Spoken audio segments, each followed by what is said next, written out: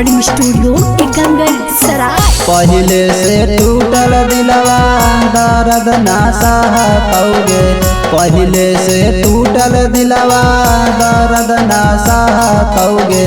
माफ कर दे छौरे दिलवा प्यार नहीं करतोगे, माफ कर दे छौरे दिलवा प्यार नहीं करतोगे। कई बार टूटलो है धोखाई पाइला कहोगे, कई बार टूटलो है धोखाई पाइला कहोगे। माफ कर दे छौरे दिलवा प्यार नहीं करतोगे, माफ कर दे छौरे दिलवा प्यार नहीं करतोगे।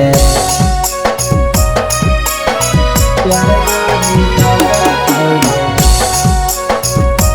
दिलवा प्यार नहीं करतोगे।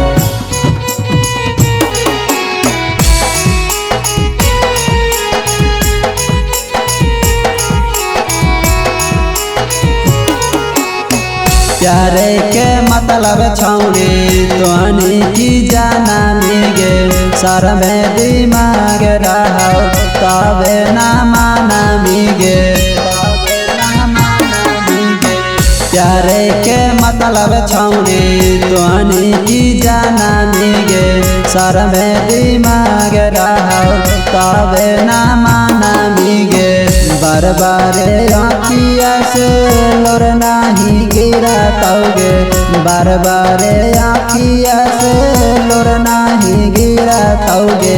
माफ कर दे छौरे दिलवा प्यार नहीं करतोगे, माफ कर दे छौरे दिलवा प्यार नहीं करतोगे।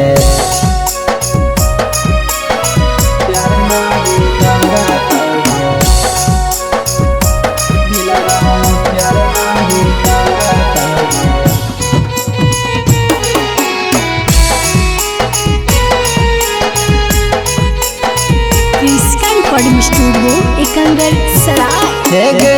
दुनिया के रीति रिवाज ना भुलाएंगे, दिलवा तोरे ले छौरे कहाँ से जानाएंगे।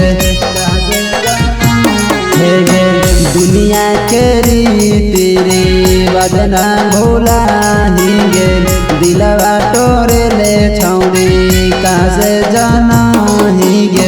सुधीर दीवाना छौरी तोरा पर नहीं ढारतोगे, सुधीर दीवाना छौरी तोरा पर नहीं ढारतोगे।